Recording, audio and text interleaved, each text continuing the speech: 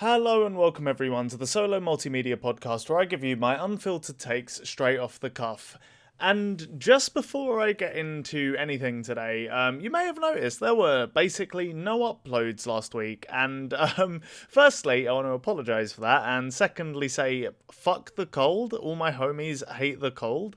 I got knocked on my ass by the just most disgusting illness I think I've ever had in my entire life.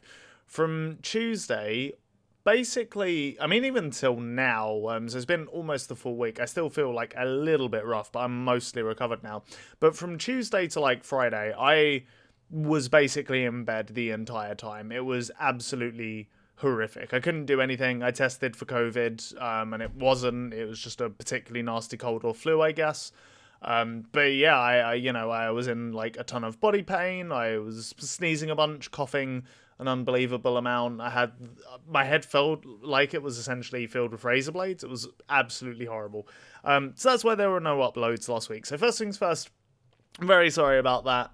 It's very annoying for me as well because I actually really like how much momentum the channel's already picked up, despite only being like, a month old or whatever. Like, it's actually really, really cool to see. So I appreciate everyone who's listening and found me already. So and hopefully we can keep this going without any more random illnesses thrown into the mix to really divert course. But anyway, today I'm going to be talking about the new ASIWYFA from Afar record, Jettison. So for those who don't know, ASIWYFA from Afar are a math rock, post-rock band. I guess predominantly post-rock, but they have a lot of math rock and kind of a lot of playfulness to their sound as well. They're an instrumental band for the vast majority of what they've done. And they're a fair few records deep in their career now. They've got I want to say 4 or 5 albums, something like that under their belts. I think this is number 6. And I'm a big fan of this band. I really, really love the first album. The debut record, I think, is a genuinely incredible, mostly post-rock record with some, math rock, tinges here and there. It's very, almost every song on it is very lengthy, has these mountainous climaxes. It's got some bits that sound incredibly apocalyptic, some bits that sound very, playful and summery, some bits that are more amped and very riffy in almost like an alt-rock way. So if you're a rock fan, you haven't listened to it, and you want some hyper as fuck riffs, some really cool song structures, and a decent amount of variety from front to start, I would recommend the first record. I think it's really good. Then after that, I think things got a lot more wishy-washy. Gangs I really enjoyed. Then All Hail Bright Futures I thought was an interesting turn. I liked how bright and melodic it was, but it definitely felt a little bit too much like the band were running out of ideas. And I think this really came to a head on Airs, which was the first record I really, really did not enjoy that much. I thought it was very average for the band. So, some experimentation was kind of needed and to be expected. And on the next record, The Endless Shimmering, it felt like they didn't so much experiment as they more wallowed in the exact same sound as the debut and made almost like a lesser version of it. But it was still a better record than Airs and sort of brought back a little bit of hope, at least for me. But on this latest record, I can safely say they've definitely shifted away from what they traditionally do, which is definitely a good thing in my opinion. On Jettison, you essentially have a big 38-minute long single holistic piece. And the first way in which that's kind of denoted is the fact that the record essentially has the entire record contained twice. At least it has, based on, the copy I've got and based on the Wikipedia and OIM and all that. Oh, sorry if I cough, by the way. It's like I said, I'm still a little bit ill. Also, sorry if I sound all gross and sniffly. That's another part that might be less, less pleasant to listen to. But believe me, I'm trying to hold it back as best I can. But anyway, yeah, the entire record's on there twice. You've got it firstly, essentially running from tracks 1 to 11, split into individual parts, and then you've got Jettison Full Score, which is a 38-minute song on the end. I don't know why they decided to do this, but whatever. That's how it's laid out, I guess. And for the most part, the biggest difference, I think, between this and the older stuff they've done is, because this is trying to be a more holistic piece, it kind of starts very calm, very, like chilled out and relaxed, introduces lots of sound palettes and different ideas and is a bit more ambient. And then the back half is where it all kicks off and you get the big riffs and all the stuff you would associate with this band traditionally. And as a result, it's naturally pushing a lot stronger down the post-rock route as opposed to the math rock route, which is kind of the opposite of what they did in the middle point of their career. I would say from Bright Futures onwards, it definitely felt like there was more math rock than post rock, in contrast to the early points of their career, I guess. But on this record, it shifted hard in the other direction. In fact, to open the record, you've even got like loads of strings and like violins and extra instrumentation. On one of the tracks, I think there was like a xylophone, for example. So, there's a bit more diversity here. You've also got some like vocal samples of people talking, which feels very, very Godspeed. And, all of that stuff is really cool, and I can really appreciate it. Like I said, I'm glad that the band are experimenting in general. And I overall will say I did enjoy this record. It's not quite the fully fledged, like, return to form that I would perhaps want, but it's definitely a step in the right direction. I think maybe, like, in a few records down the line, this could definitely turn into something very impressive. That's not to say this whole record's a write-off. I think it's worth listening to, mainly for the reason that, I don't know why, but when I listen to this thing, the whole thing just sounds very aquatic. I don't know if it's because a lot of the sounds are very, like, muted and understated, at least for the first, like, I don't know, 2/3 of the record, but the whole thing just feels like I'm the soundtrack to me walking through an aquarium. It's I know, a very strange way of describing that, but it definitely feels like that. I would almost describe this, and I've written this in my notes, and it's a ridiculous description, but I'm going to go for it anyway. I would almost describe this as like a math rock whale, and you can hear the whale, wailing its math rock and post rock at all times, but sometimes it's above the water, sometimes it's below the water, and depending on where it is, you can hear it more or less clearly. But make no mistake, this whole record, despite feeling weirdly aquatic and subdued, still has the capacity to go above that and be very explosive in certain bits towards the end. And it also has moments where it still feels like the kind of math rock you'd hear at a festival when you're chilling with your mates and having a few beers on a grassy field, which is something I definitely miss thanks to our current pandemic times. But hey, hopefully we'll get back to it this year, I guess. But either way, it's still got a lot of that, like I said, for sure. So I can still, they're not going like so far off the norm that they're unrecognizable or anything like that.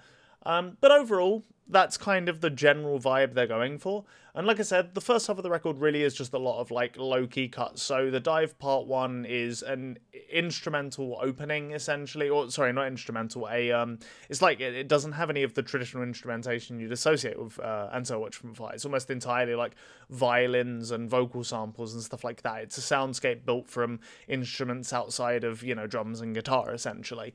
But then the Dive Part 2 brings in more of those classic sounding Untitled Chapter from Afar type things, but keeps the low-key vibe, keeps the kind of chilled demeanor, I guess. And it has a lot of it still has a lot of those lush orchestrations from the intro cut.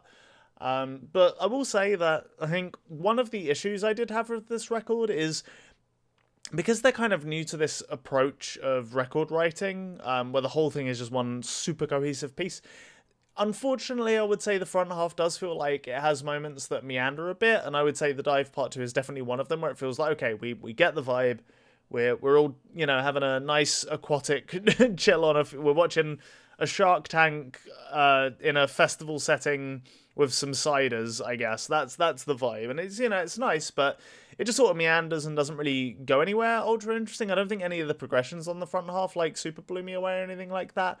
I would say Lung, the third song in, is probably the first song that really sounds like Untitled Chapter from Afar. It opens with this kind of playful stabbing guitar riff. The xylophone edition was on here. And a lot of the interplay that you would associate with the band, where you've got the bass changing up different grooves and playing off the drums, you've got the guitars playing off each other, and then it all sort of fades in and out of each other to create a lot of dynamicism. That's all kind of here. To a somewhat lesser extent, I would actually say overall this whole record is generally just less dynamic, because like I said, they're trying to be they're trying to make this whole thing flow like one large post-rock piece, so it's kind of harder to make it as dynamic as they used to be, I suppose. But that, like I said, that's not to say it's necessarily a bad thing. It just gives it a different vibe. But yeah, on Lung, a lot of that classic interplay is back. The whole thing really does feel like very summery on that track, especially as well.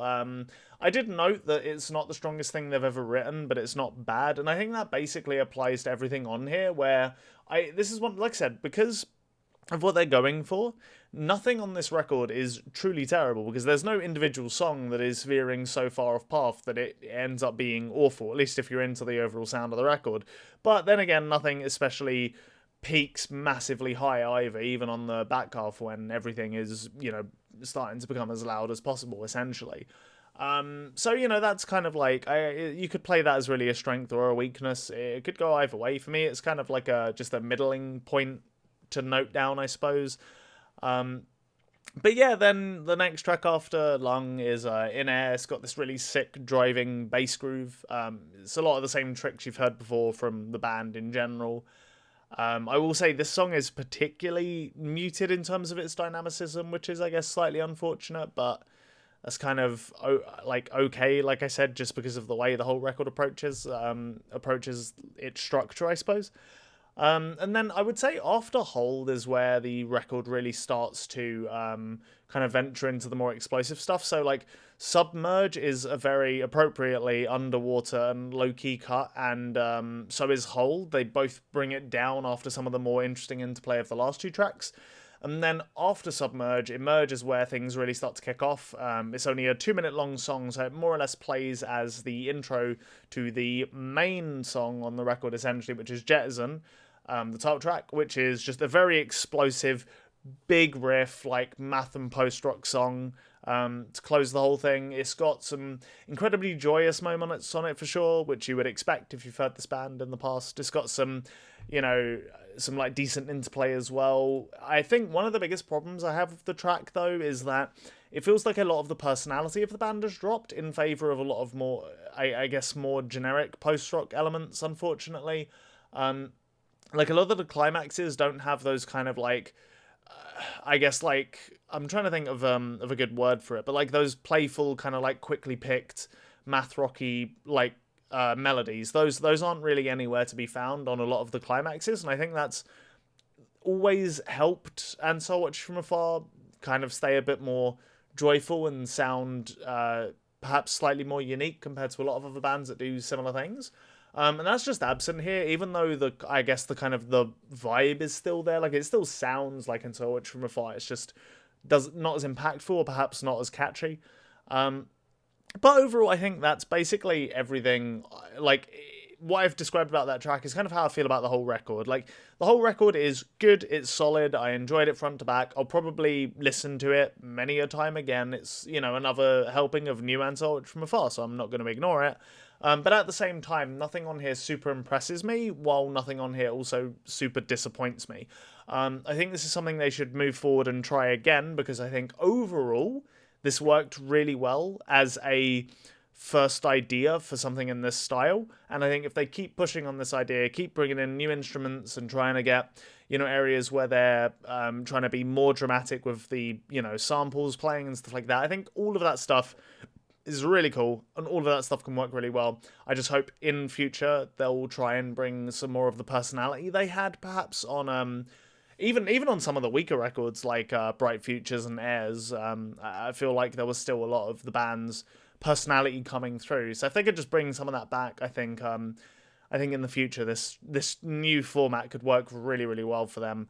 So yeah, that's pretty much everything I'm feeling about this. If you're into guitar music and you're looking for a good, fun, playful, kind of like summery guitar record, I couldn't recommend this. Or I guess I wouldn't say I couldn't recommend this enough. I definitely could recommend it more, but I wouldn't dissuade you from listening to this. Put it that way. You'll probably have a good time. It'll probably be a fun listen. So definitely consider giving it a shot. And cheers for listening. Also, sorry, like I said earlier, sorry for the gap in videos, but hopefully everybody understands why that's the case.